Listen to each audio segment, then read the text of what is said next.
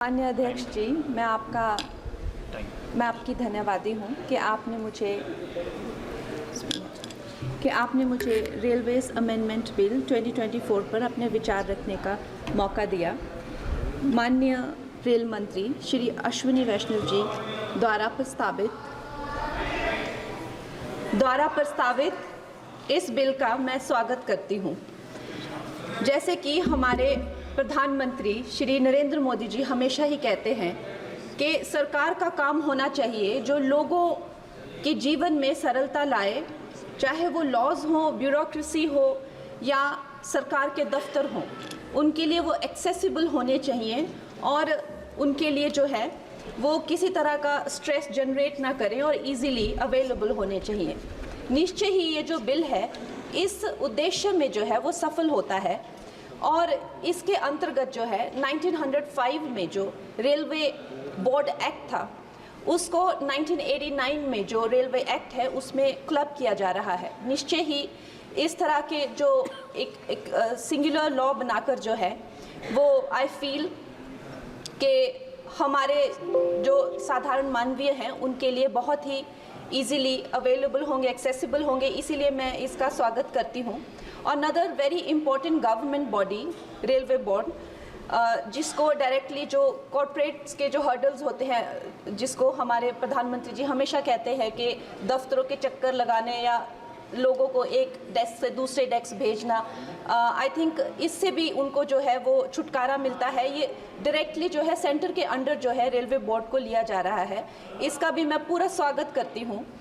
और उसके साथ ही वंदे भारत की जो हमारी जो ट्रेन्स हैं वो हमारे लिए आत्मनिर्भर भारत आधुनिकीकरण का एक बहुत बड़ा, एक प्रभावशाली उदाहरण, एक चिन्ह बनकर आई हैं सामने। और जब 68 वंदे भारत जो है भारत को दी गई थी तो उसमें से एक वंदे भारत हमारे हिमाचल जैसे छोटे से प्रदेश को भी दी गई थी, ऊना शहर में।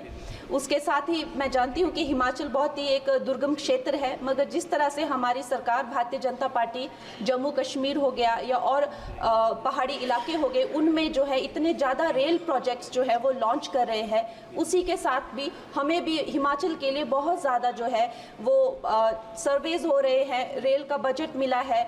शिमला हो गया या धर्मशाला, कांगड़ा और बैजनाथ हो गया, ऐसे न जाने बहुत सारी जगहों पे, हमीरपुर जैसी जगहों पर जो है बहुत सारे प्रोजेक्ट्स आ रहे हैं।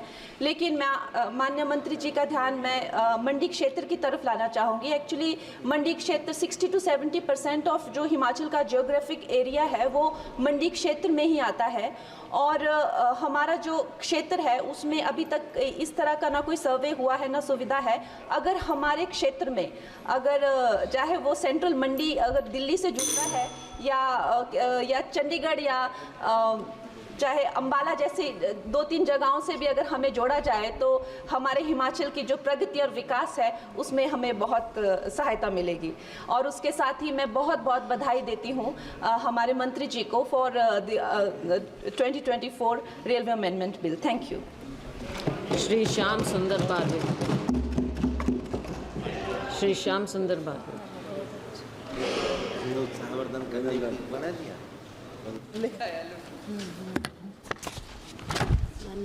धन्यवाद अध्यक्ष महोदय। सबसे प्रथम मैं आपको धन्यवाद करता हूं, आपने मुझे रेलवे संशोधन विधेयक 2024 पर बोलने का मौका दिया। अभी मैं जिस तरीके से सुन रहा था अध्यक्ष महोदय कि मुझे ऐसा लग रहा है कि 2014 से ही रेलवे बोर्ड चालू हुआ है और रेलवे चल रही है देश में। इसके पहले रेलवे चलती नहीं थी। इस टाइप से ही, इस प्रकार से ही जताया जा रहा है मंत्री महोदय के माध्यम से और सत्ताधारी पक्षों के माध्यम से। लेकिन आपको बताना चाहूँगा कि किस तरीके से रेलवे ये 2024 में नहीं, 2014 में नहीं तो 1903 से चालू 1905 से विधेयक तैयार किया गया है बोर्ड अधिनियम के तहत, रेलवे बोर्ड अधिनियम के तहत। जिस तरीके से ये विधेयक लाया गया है, जोनल और डिवीज़न, इनके अधिकारों को निरस्त करने का काम करने का तरीका है ये। और सारे लोगों को यहाँ दिल्ली में केंद्र में बुलाकर लोगों को परेशान करने के हिसाब से ये बिल और ये तैयार किया गया है, मुझे ऐसा लगता है। इसमें अध्यक्ष महोदय, रेलवे बोर्ड के सदस्यों की नियुक्ति, उनकी सेवा की शर्तें आदि को लेकर भी संदेह है। जिस प्रकार से रेलवे बोर्ड के चेयरमैन, सचिव और अन्य सदस्यों की नियुक्ति होगी, उसमें राजनीतिक हस्तक्षेप बढ़ाने की संभावना ज़्यादा है। अध्यक्ष महोदय, इस सरकार ने स्थायी रेलवे कर्मियों की संख्या कम कर दी है। 16,50,000 से लगभग 13 लाख कर दिया गया है, जबकि रेलवे में कुल 2,63,915 पद खाली है। भारतीय रेलवे का निर्माण पिछले 150 वर्षों में देश के लाखों श्रमिकों के खून पसीने से हुआ है। सरकार आधुनिकीकरण के नाम पर रेलवे को निजी हाथों में दिया जा रहा है। इसका एक और उदाहरण है रेलवे स्टेशन के आधुनिकीकरण के लिए 45 साल की लंबी लीज पर पूंजीपति को दिया जाना। अध्यक्ष महोदय, इस सरकार ने विवेक देवराय समिति का गठन किया और उन्होंने लगभग रेलवे निजीकरण की दिशा में प्रमुख कदमों की सिफारिश की। भारतीय रेलवे का पूर्ण निजीकरण, रेल बजट को खत्म करना, जिससे भारतीय रेलवे की विशेष स्थिति समाप्त हो गई। अध्यक्ष महोदय, मैं आपके सामने कुछ तथ्य को भी रखना चाहता हूं। सरकार जो कहती है वो करती नहीं है और ये आंकड़ों से साबित होता है।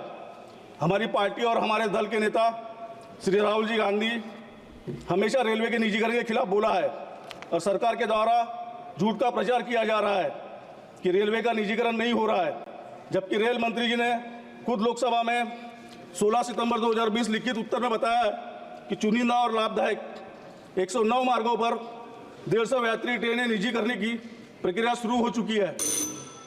अगर 150 ट्रेनों के परिचालन को निजी हाथों में देने की प्रक्रिया सरकार ने शुरू कर दिया है, तो देश का विकास, रेलवे का विकास और युवा को रोजगार कैसे मिलेगा।